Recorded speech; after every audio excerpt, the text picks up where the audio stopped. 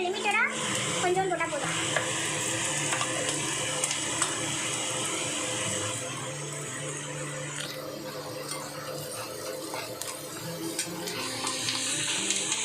கொஞ்சம் கலர் நல்லா சேஞ்ச் ஆகி நல்லா கொஞ்சம் கோல்டனிஷ் வர வரைக்கும்.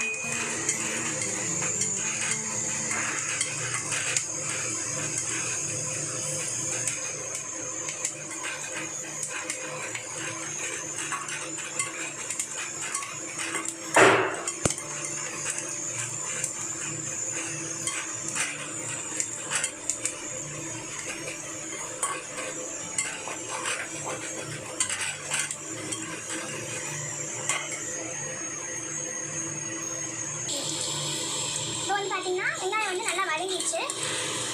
இப்போ வந்து தக்காளி பழத்தை கட் பண்ணி போடலாம். புளி விட்டோம்னா வேகமாக வதங்கிடும். ஸோ வந்து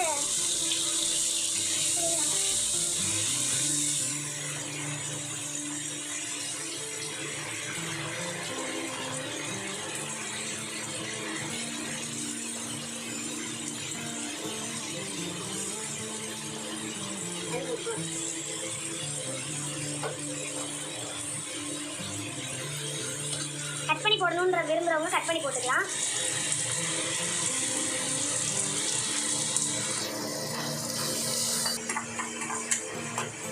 கறி வேகும் போதே மஞ்சள் தூளும் இஞ்சி பூண்டு பேஸ்ட்டும் போட்டனால நான் மஞ்சள் தூள் ஆட் பண்ணலை.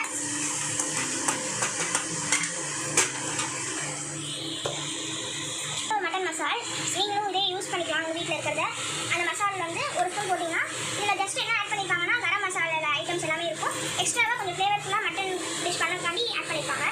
அது ஒரு ஸ்பூன் மட்டும் ஆட் பண்ணிக்கோங்க.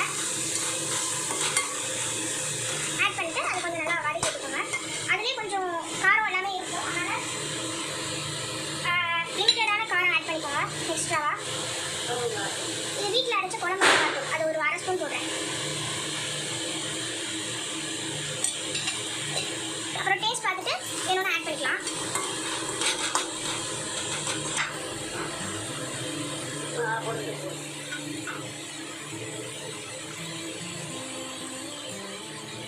டிஷ்ஷுக்கு தேவையான அளவு உப்பு போட்டிருக்கேன். ஃபஸ்ட்டு கம்மியாகவே போட்டுக்கலாம். கூட போனால் தான் சிரமம்.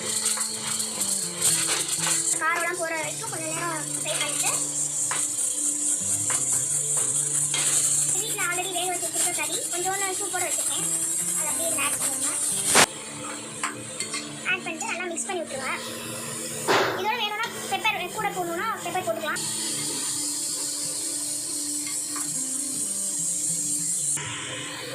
இப்போ பார்த்தீங்கன்னா எல்லாத்தையும் நம்ம நல்லா மிக்ஸ் பண்ணிட்டோம்.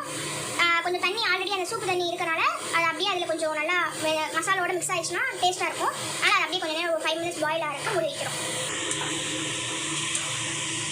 இப்போ பார்த்தீங்கன்னா 5 minutes ஆயிடுச்சு. மூடி வச்சுருந்தோம் இல்லைங்களா, அது வந்து 5 minutes ஆயிடுச்சு. இப்போ நல்லா வந்து அது நல்லா மிக்ஸ் ஆகி மட்டனோட நல்லா மர்ஜ் ஆயிடுச்சு மசாலா.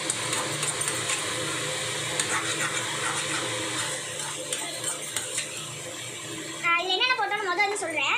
ஃபஸ்ட்டு என்ன பீசஸ் ஆஃப் மட்டனை வந்து நம்ம என்ன பண்ணணும்னா நல்லா வாஷ் பண்ணிவிட்டு மஞ்சத்தூள் போட்டு வாஷ் பண்ணிவிட்டு அதை வந்து வேக வச்சுருக்கேன். மஞ்சத்தூள் அண்ட் இஞ்சி பூண்டு பேஸ்ட் ரெண்டும் போட்டு தேவையான அளவு தண்ணி ஊற்றி குக்கரில் ஒரு 4-5 விசில். மட்டன் பொறுத்தும் இருக்குது.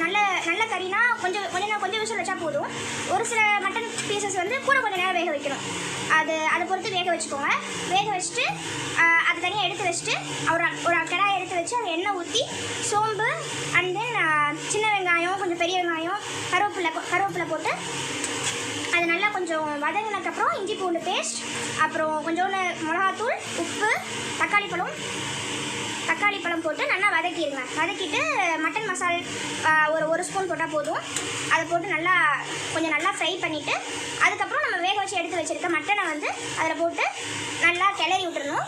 அதில் கொஞ்சம் தண்ணி கண்டென்ட்டோடு இருக்கும். அது ஒரு 5 minutes அடுப்பு அப்படியே மூடி வச்சுருந்தீங்கன்னா அது நல்லா வெந்து அந்த மட்டன் பீஸோடு நல்லா அந்த மசாலா வந்து மர்ஜ் ஆகிடும். ஆல்மோஸ்ட் ரெடி ஆயிடுச்சு. நீங்கள் பார்த்தீங்கன்னா எவ்வளோ கலர்ஃபுல்லாக அந்த மசால் வந்து அந்த மட்டனோட சேர்ந்துட்டுன்னு பாருங்கள். அவ்வளோ டேஸ்ட்டாக இருக்கும். நீங்களும் வீட்டில் கண்டிப்பாக ட்ரை பண்ணி பாருங்கள். அதுக்கு மேலே இப்போ நான் கொஞ்சம் கொத்தமல்லி தலை கலர்ஃபுல்லாக இருக்கணும் இல்லையா, அதெல்லாம் கொஞ்சம் ஆட் பண்ணிக்கலாம். அவ்வளோதான். கன்சிஸ்டன்சி வரும்போது நீங்கள் அடுப்பு ஆஃப் பண்ணிக்கலாம். அவ்வளோதான், டிஷ் ரெடி.